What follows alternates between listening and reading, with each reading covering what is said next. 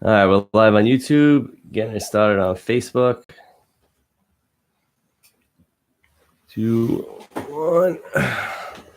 Live on Facebook. And now to start the audio.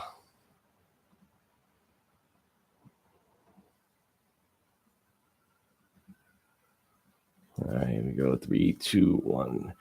Welcome to The Slant, coming to you still on the BS Podcast Network. I'm Sal Coldonado, back in the seat again. With me today is author. Can I call you comedian too? You're doing comedy now, right? Yep. Yeah, Johnny Capichano. Did I say it right? Capichano. Capichano. Do you go on stage with that name? No. You go with Johnny Caps, right? Yeah. It's bold. Yeah. I don't blame you.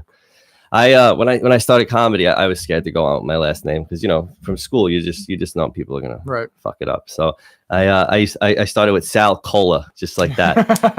And then after a while, I was like, nah, let me go by my full name, and it usually works out in the more professional places, Right. But I started using the stage name because my father's last name, they also called him Caps because they couldn't pronounce it. Right. But I got made fun of back in school for it. Like they used to call me Capichino, because they can't pronounce anything when they read it. It's all the Irish kids that are like, yeah, it's Capuchino. And then when I went to RTC, it got even worse.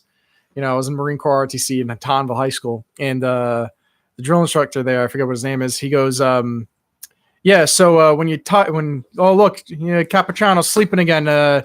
His last name is Decaf. I hope you guys know this. Or they'll call me Espresso when I'm really hyped up. So you were in ROTC, and then you went on to the Marine Corps. I tried. I failed. Okay. Yeah, but I'm not too ashamed of that. There's no shame in that. You tried. Hey, I was in the Army, right? I was in the Airborne Infantry, and right before I was supposed to be deployed to go do my job, I was kicked out for being an alcoholic. So I think there's a little more shame on my side of the fence. No. You got kicked out for something cool because you knew how to party. I got kicked out because of lying for depression. That's a big difference. All right. Yeah. You at least had a good time. I carried a lot of guilt with that because with a lot of the guys I served with who had done multiple tours too, who have talked to me after I got out. Right. I was always, like when I worked at World Trade Center 1 during the building process, I put all their names on the interior core. Mm-hmm. They were all really thankful, and they were really nice to me. And I was like, I always felt guilty because they were talking to me like they're friends still, and I was kind of surprised. And I was like, I always thought, I should be a little more ashamed. And they were like, no, you were there, you trained, you were ready to go. You kind of got sent home against your will. So I was always really grateful for that. Yeah. But yeah, before we continue, I think I owe you an apology, actually.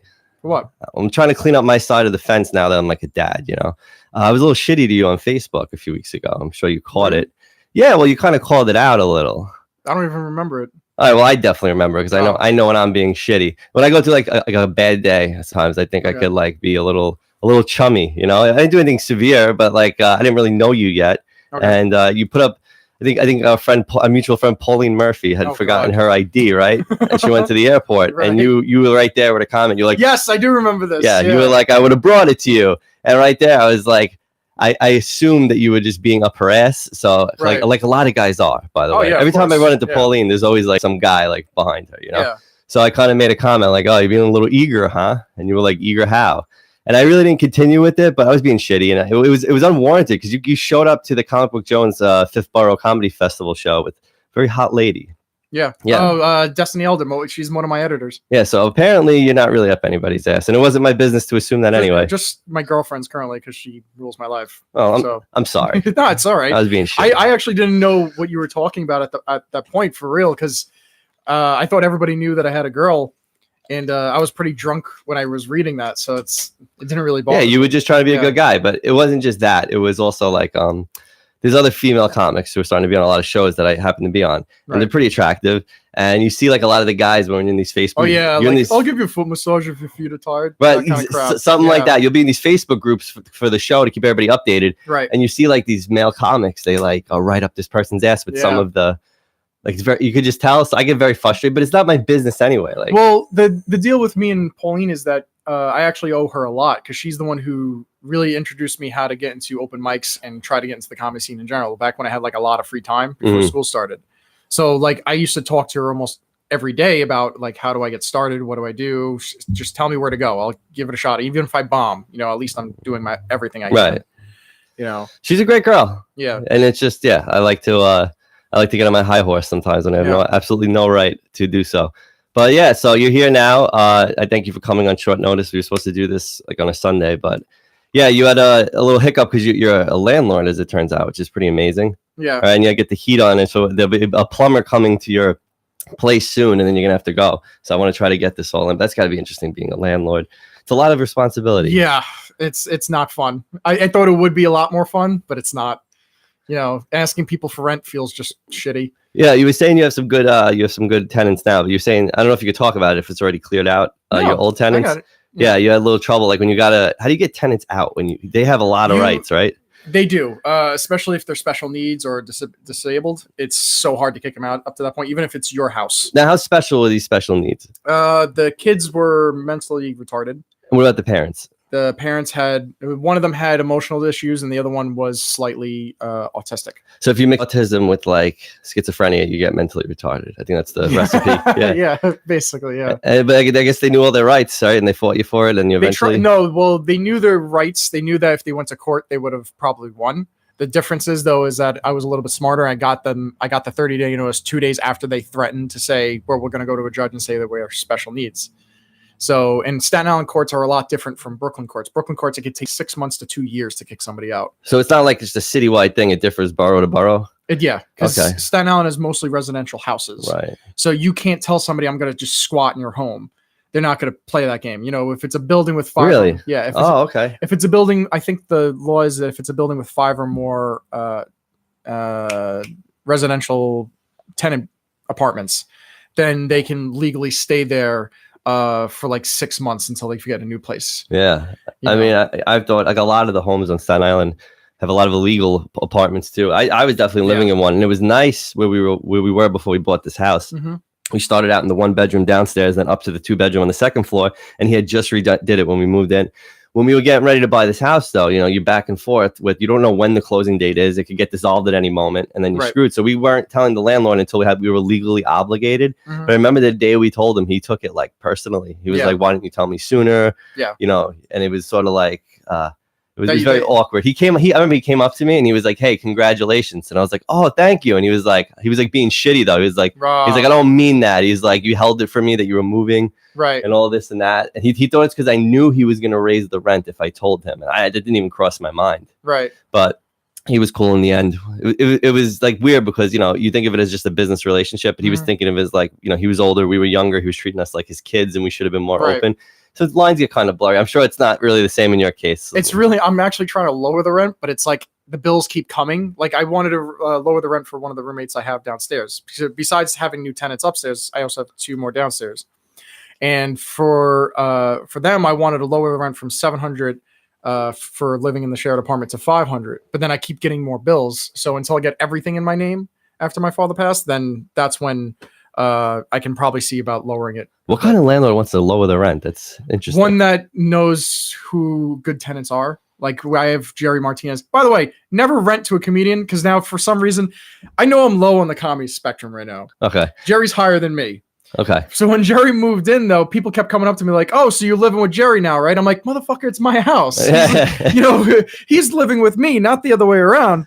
He's on your couch now, right? I think it's because nobody assumes Jerry pays rent, you know? Right. It's pissing me off because I'm like, it's my fucking house. My family bought this. I love Jerry Martinez. Yeah. Good dude, though. Good dude. Yeah. Okay, so let's just crack into it. One of the things you want to, I mean, you're here to discuss your book. You're an author, which, dude, it's amazing because growing up, the only skill I ever had was writing. Mm-hmm. Like I don't toot my own horn, but people like, you're a really good writer. And I always wanted to write books, and I would always start, but I could never finish. I could never get, like I would get some in, and I'd look at it and be like, fuck this. I tear it down. I didn't have the dedication to sit there and write all the time.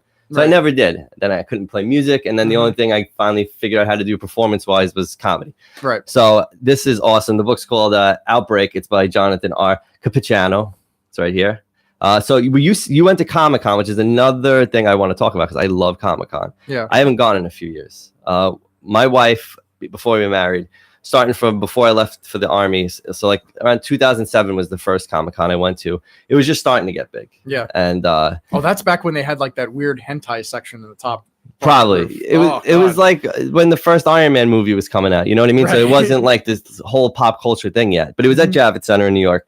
And my wife had bought me every year, except while I was away. But when I came back home, she also continued to buy me every year And I got some funny stories with that. But the last time I went was 2014, the death of Wolverine when he was dying. And I got those comics signed at the time. And then I kind of dropped off of comics. I didn't read for a while because he died. And the way the comics went kind of annoyed me.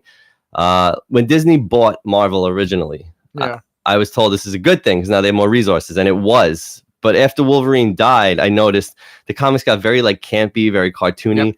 Like the new Wolverine, she wasn't killing people. Right. And I couldn't go with it anymore. I need that gritty, like, you give me whatever you want, but then there'll always be a Wolverine one-shot where he's, like, being a badass, and it's very adult and dark, and that wasn't there anymore for a while.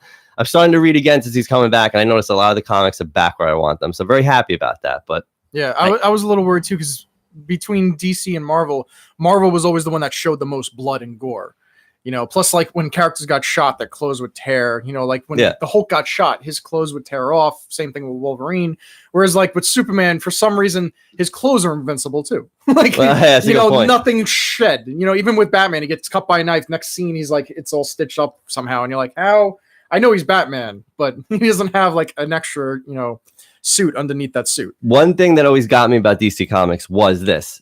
Or does he? But all right, I'm sorry. No, it's fine. I'm sorry. The thing is, when I read comic books or like video games, it's for me to escape my life. Right. So there has to be some realism to it for me to have the suspension of disbelief.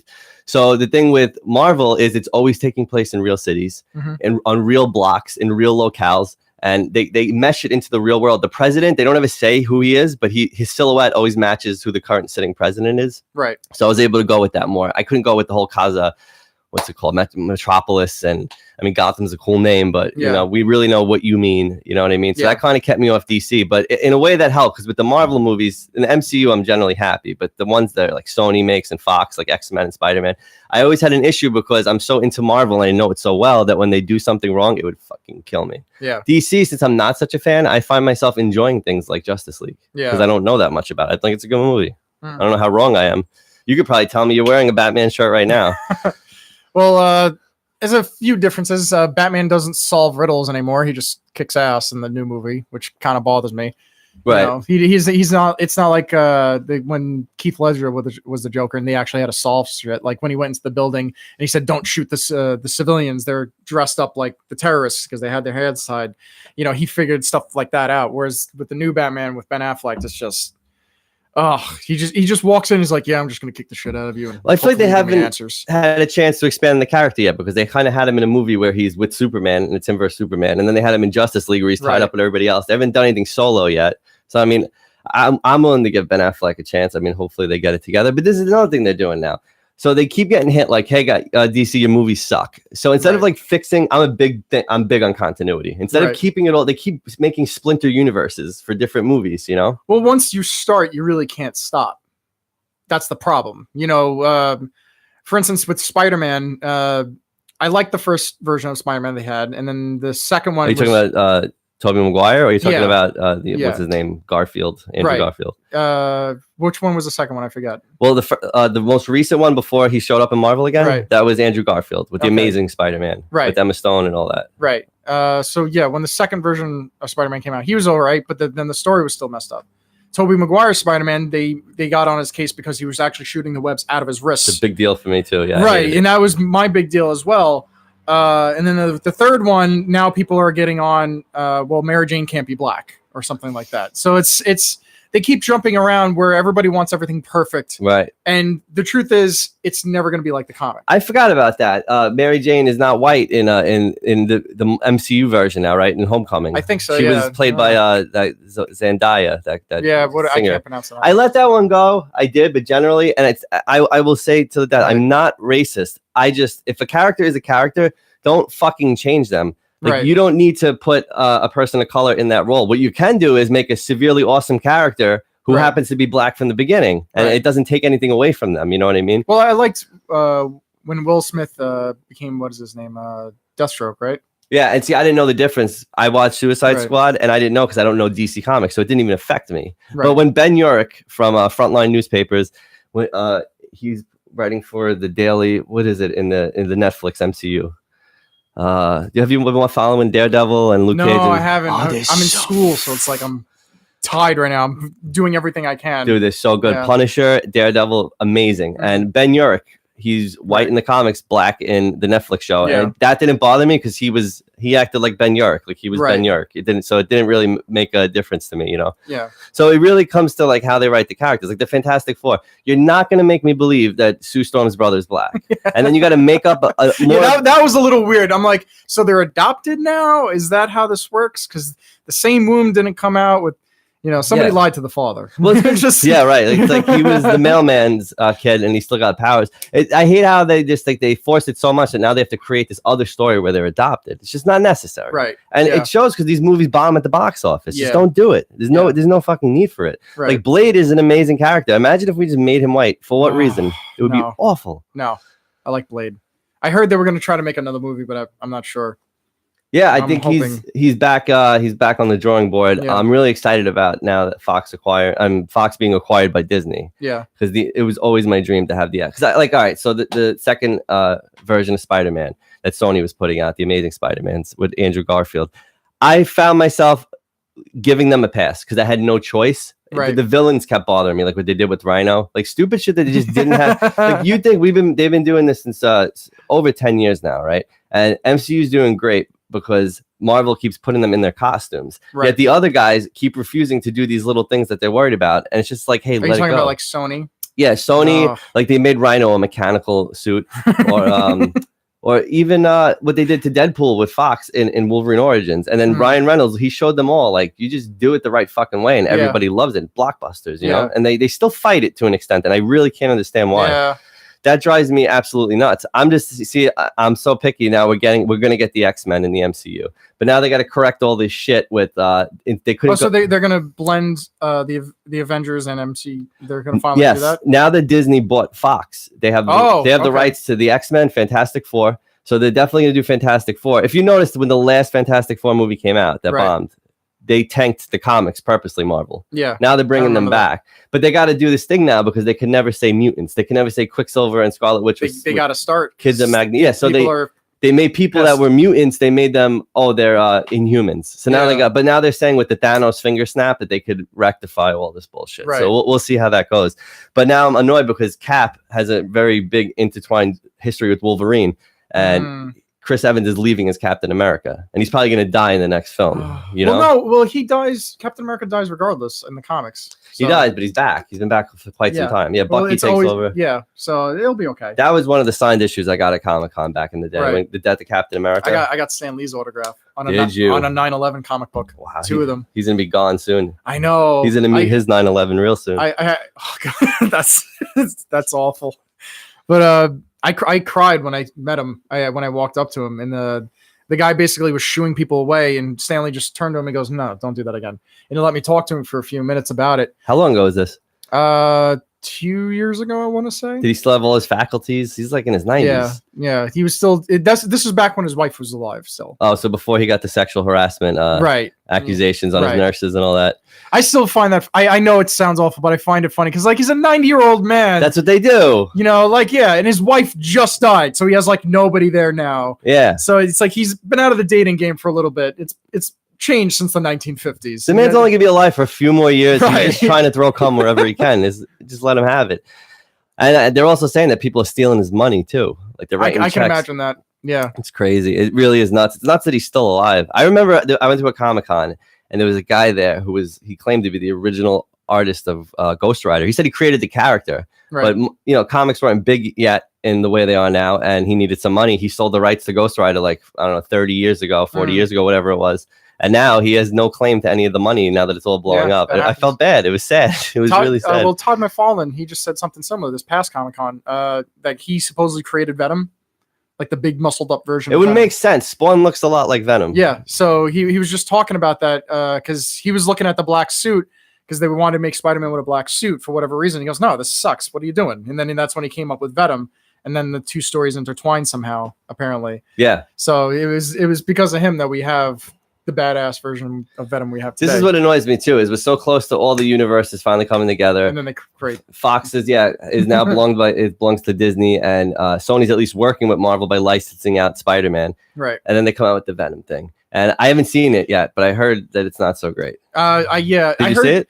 No, people have told me how they liked it, but they're pissed that it no longer that's not tying into the Spider-Man. Yeah, because they're trying to make their own Spider-Man universe. It's like it's like, how about this? Just keep letting Marvel pay you with the Disney money for these characters, because it's always going to work out then, and you have to put less resources into making these movies. Right. Can I give you a small spoiler? Yeah. This is only from what I heard from a classmate that Spoiler. Right, that Carnage is in it at the very end. I figured that might happen. Right, and now this is what I heard from a classmate though, so don't call me on his.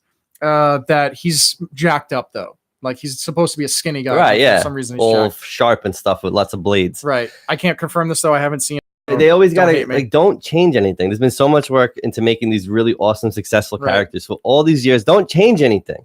They always do. And this is what annoyed me about the Venom thing. They could potentially tie it in with the MCU in some way. And I want them to do that because Tom Hardy is an amazing pick for Eddie Brock, in my opinion. So now if Marvel has to make their own version of Venom, what's the chances we're going to get Tom Hardy, you know? So I feel like, shit, we might have missed that train. Yeah. So I don't know. I get really wrapped up in it, but at least, it's mostly going to get, rectified. The X-Men coming in is going to be huge. But back to Comic-Con, I haven't gone in the last few years because I can't handle it anymore. So it's gotten so big. It's sort of like I still love music. I can't go to concerts anymore. I'm like, fuck, why? Like, it's just too long, too many people. It drives me nuts. The last time I went was 2014. I just remember how big and how packed it was. And I had the whole weekend pass. I think one of the days I didn't even go. Because I was like, I went 2 days. There's nothing left to do. I think when you went, they were having a problem with the tickets. They sold too many. Oh, yeah? Yeah.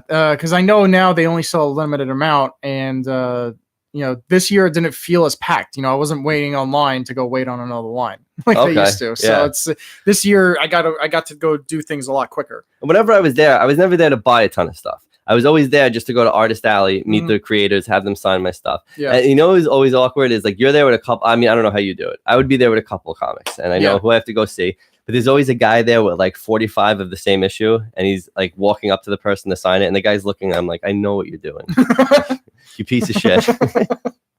The last year I went, 2014, right? I was working at World Trade Center 1, and my wife bought me a weekend pass, right? So she was a flight attendant, so she was supposed to be gone that whole weekend. So I had to find people to go with. So the first night I went with a coworker. She was a black girl that I worked. I forgot her name too. Wow. But we went. She's black. That's why you're racist. Bastard. I remember what color she was. But we went together.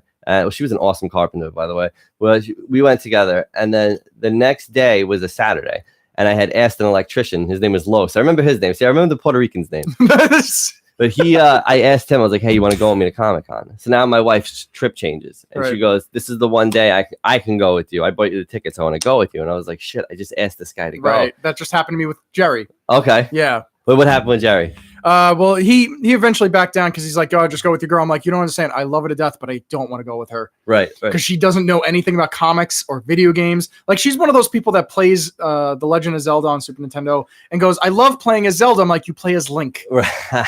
She's trying. The girl's trying. Right. She'll see like Samus from Metroid and stuff like that. And she'll be like, oh, look, it's Mega Man. I'm like, please stop talking. They can hear you.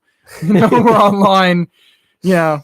But like I felt like my wife had a legitimate claim to the tickets because she bought them for me. But I felt like I have to go into work now, and I have to like tell this guy like, hey man, you're not coming with me anymore. So all right, I was like, I got to man up. I got to do it. I show up to work the next day, and I go, and we were supposed to go that day. So I think the first day was a Thursday. I went with the girl I worked with. So we were supposed to go together on a Friday with this me and Los. So I get in and I see him, he's working, and I see him for the first time that day, and I go up to him and I'm like, oh shit. Like he literally shaved and had his sideburns set up like Wolverine.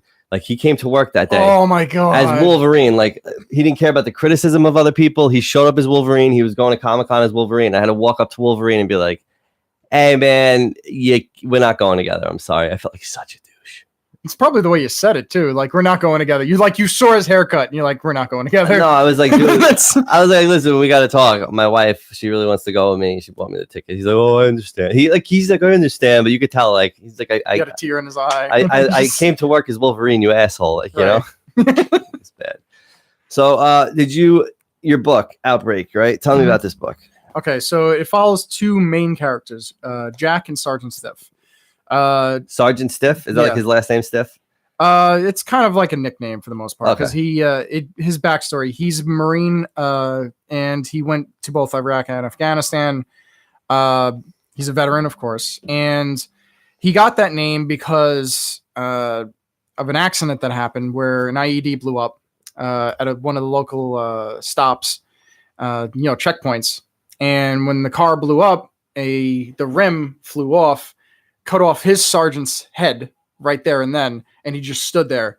People thought he was, this badass because like, oh, look at him. He's great. He's not hiding behind barricades like we are. Truth is he was scared out of his mind, and he's been suffering from PTSD ever since then.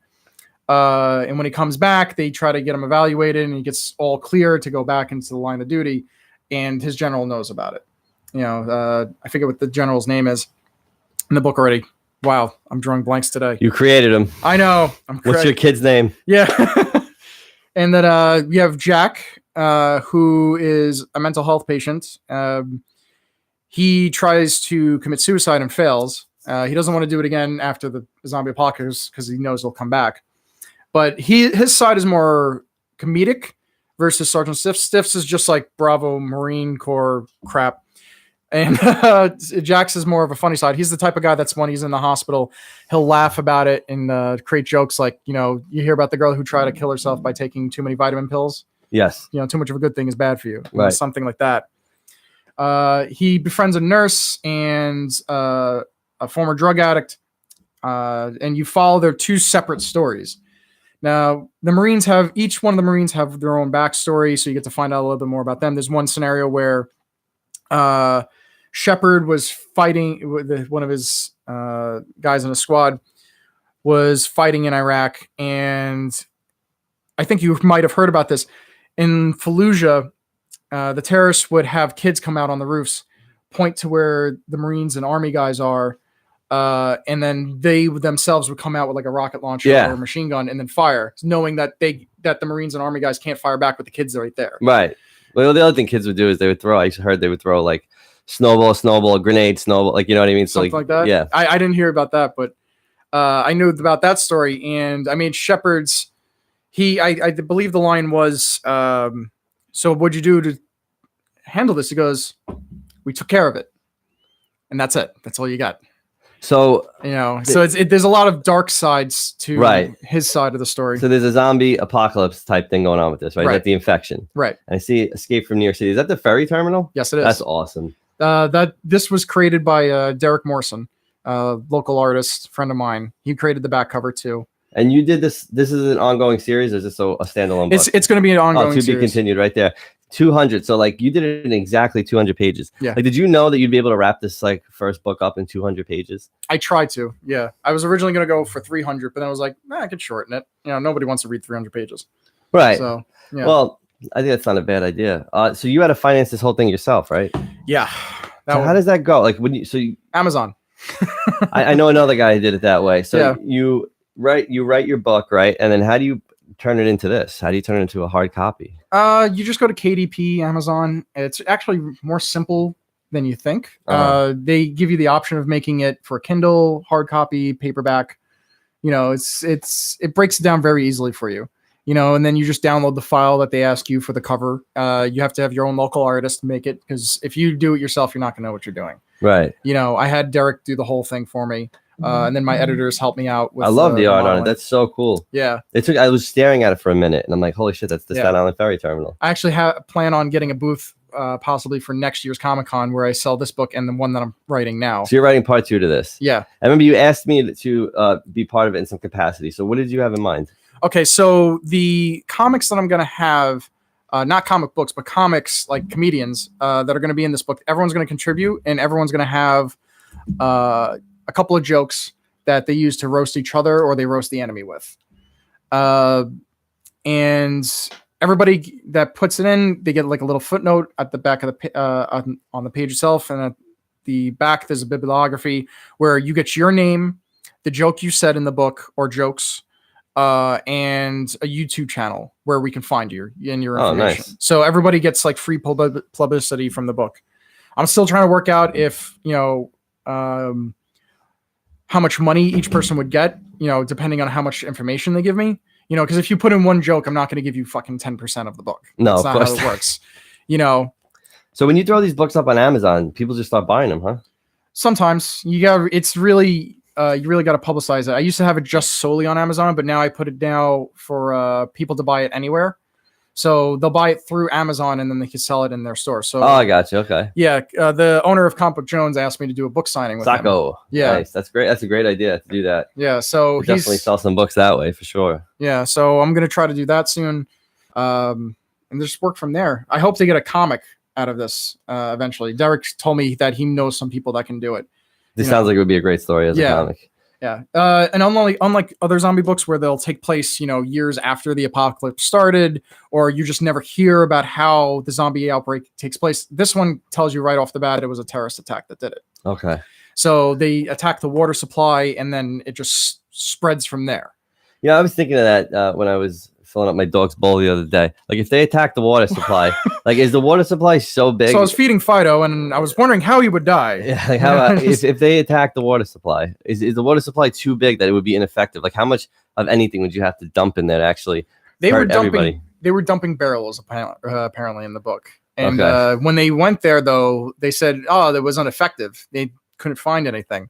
So it clears up relatively quickly. The problem is, I didn't go into too much detail in the book about how it was spreading, but it mimics basically human cells in a way, so it's in bacteria. So it's right now you won't find a trace of it until it's too late. How long did it take you to write this?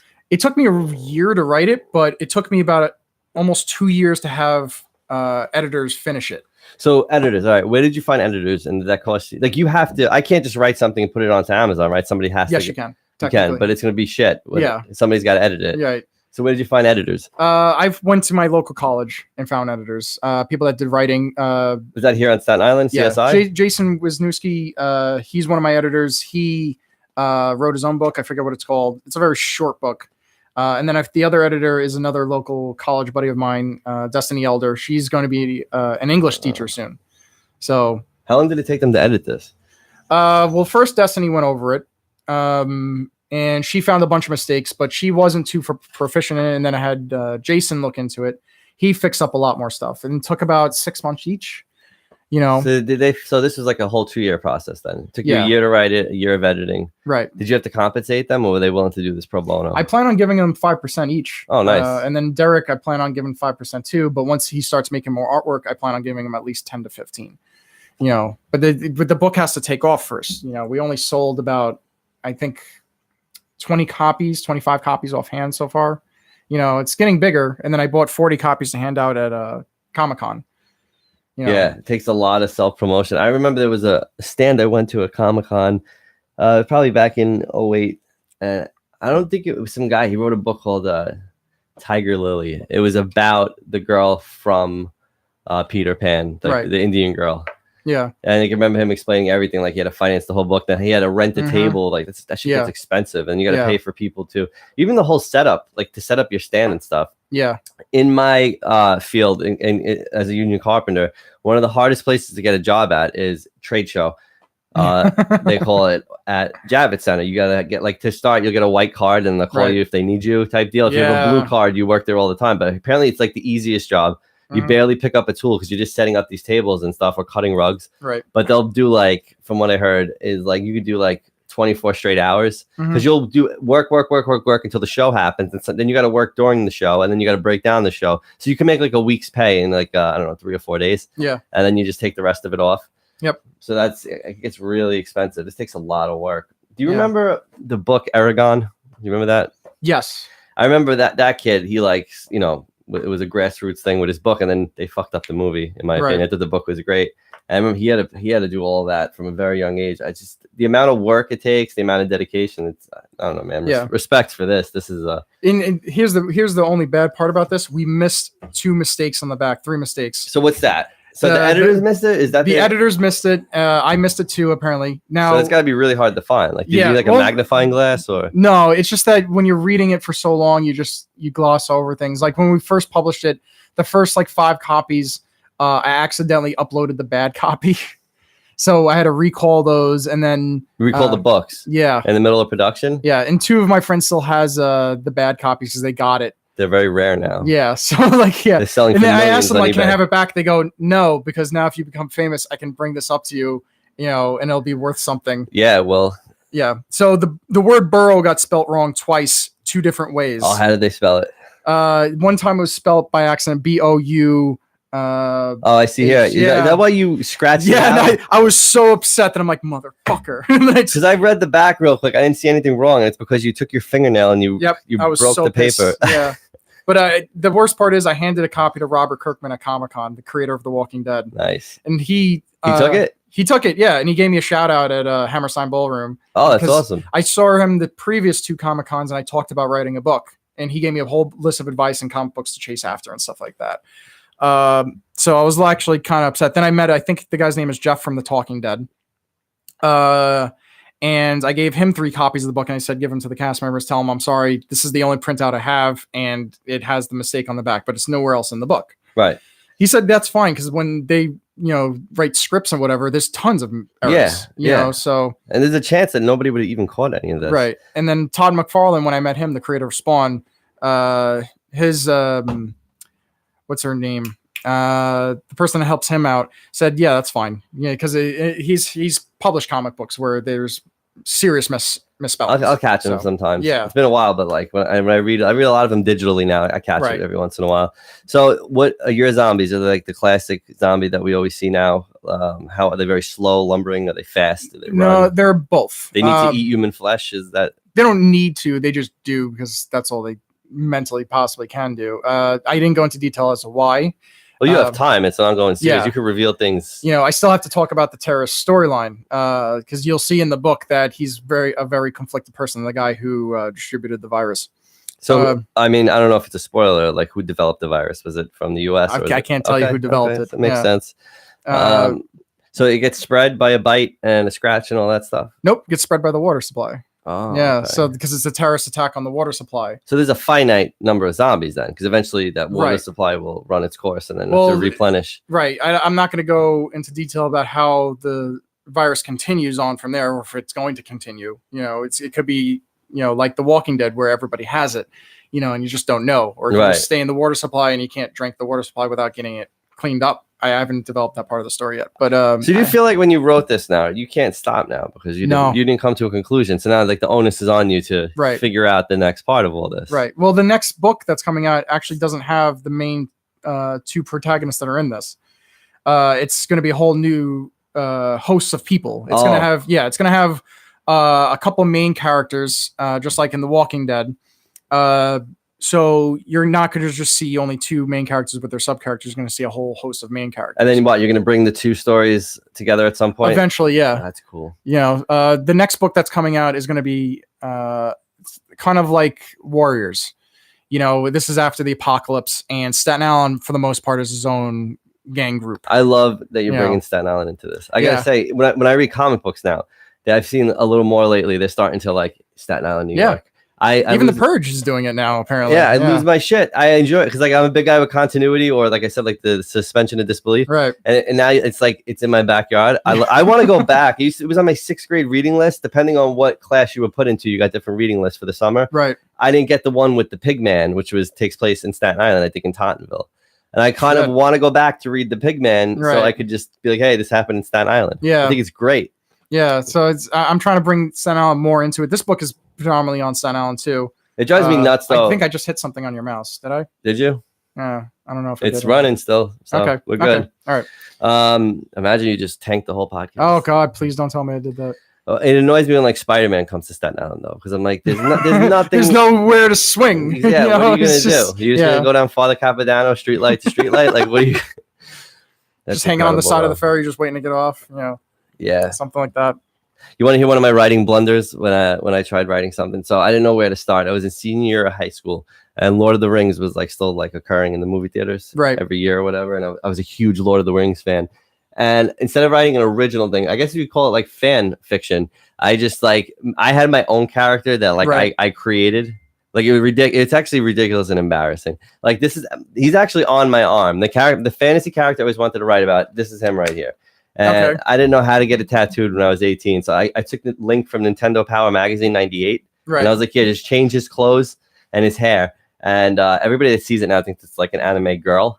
And they don't know, like on my wrist, right? They asked me what that is. And I'm like, it's an Elvish. And I was like, it's my name, but it's not. It's actually his name.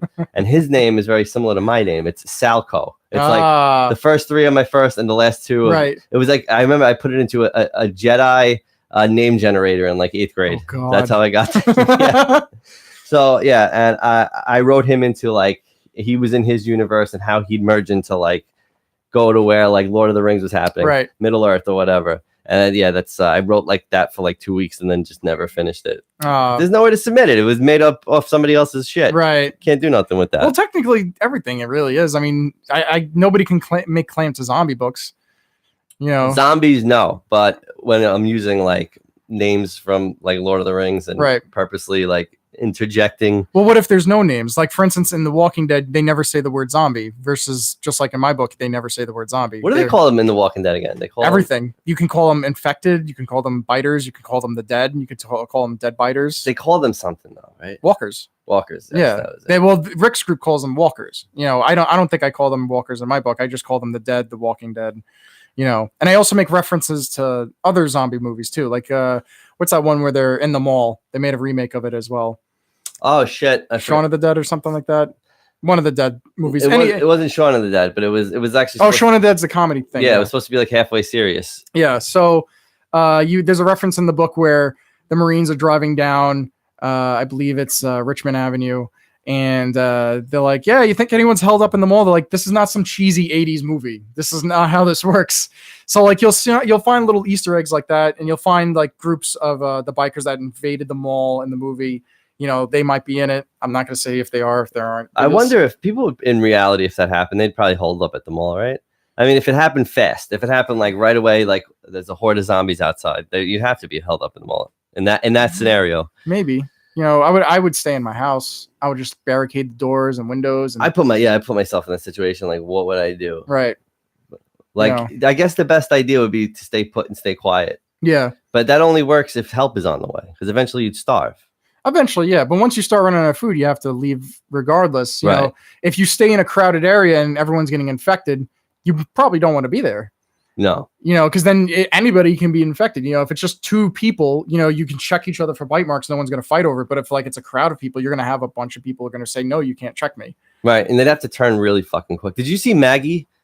Maggie. It's Arnold Schwarzenegger, one of his recent movies within the last few years. Okay. And it takes place, I don't want to say post-zombie apocalypse because the world is still, my mom was just calling me too. You got to pick it up? Is it El Plomodoro? It's probably him, yeah. I'll just text him right now. I can't talk, text me. Yeah, we'll be wrapping up in a few minutes anyway. But Maggie is a great movie. It's post-zombie apocalypse, so not really because the world's still functioning, but the zombie disease is out there. They don't have a cure for it. They know how it works though. And Arnold Schwarzenegger's daughter Maggie, she forgot where the fuck she went. She went to like a part of town where you like don't go there because it's kind of, you know, the zombies roam the streets there. And she gets bit out one night and now it's shit, she's infected and there's no cure. So the police are like, you know, you have I don't know, say 3 weeks to turn her into the medical facility, because then they just lock you in a place with all the other zombies, because the only treatment they have, it kind of just kills you, you know. So he's like doesn't want to give her up, but she's slowly turning. And you know what, for the fucking life of me, I can't remember how it ended, if she got cured or not. I literally watched it like 2 months ago. It's a good movie. It was interesting, you know, because it's like his daughter's infected and goes through all that. I do have one small cure. It's not an official cure though, where if you're bitten, just like in the old zombie movies where zombies were afraid of fire, in this one, you can actually cure it with fire if you catch it quick enough. Okay. So if you burn it quick enough, like if you're just bitten, you have a blowtorch and and then it won't go into the bloodstream and and you won't. Yeah, but it's like it only works half the time, you know. So it's a cure, but it's not a cure to end all infected. So and plus, if you have a different type of blood type, it might work differently on you. Say if you're type AB, then you know type O, it might not work as quickly. You know, so there's a lot of complications with the virus as well, and which makes it even more interesting. Right. You know, just like you hear some people who die within a year of getting AIDS versus, you know, other people live their entire lives. Right. Well, it depends on their medication, right? Well, yeah, some people. Everybody lives longer now because they get the medication. Right. But there's some people who just don't take it. And for some reason, they never, you know, they don't die as quickly. And there's people that are dating people with HIV who never catch HIV for some, like it's impossible. They're taking the PrEP. Yeah. But yeah, so I don't know. I guess we'll wrap it up since it sounds like you probably gotta get going. Yeah, it's my phone. All right, so you got an Instagram. It's at Jonathan, spelled Jonathan Richard and Capichano. And you know where to check out this show. It's Slant Show on Twitter, at Slant Show on Instagram. We're on iTunes, Spotify, all the platforms. Facebook.com/Slant Show. And at Slant Show on Twitter, which I said already. So I don't know. I got Outbreak, Escape from NYC. Yes, Outbreak, Escape from NYC. Pick it up on Amazon. Yes. Yes, by Jonathan R. Capichano. And stay tuned for part 2 of this. John, thanks for coming out. I really appreciate it, man. All right, thanks, guys. And have a good night. All right, we're off here. Now I got to take us off of all the media here. Oh, there was comments and stuff. Wow. He's got a great last name, Rob Carbone said. Love the Caps. I'm just waiting for them to roast me. I'm surprised they didn't yet. We should have talked about that. Did you see those roasts? No. You didn't see them? Which on ones? My Facebook? Oh my God. Go to my Facebook. They have a whole thing where they make fun of my last name because my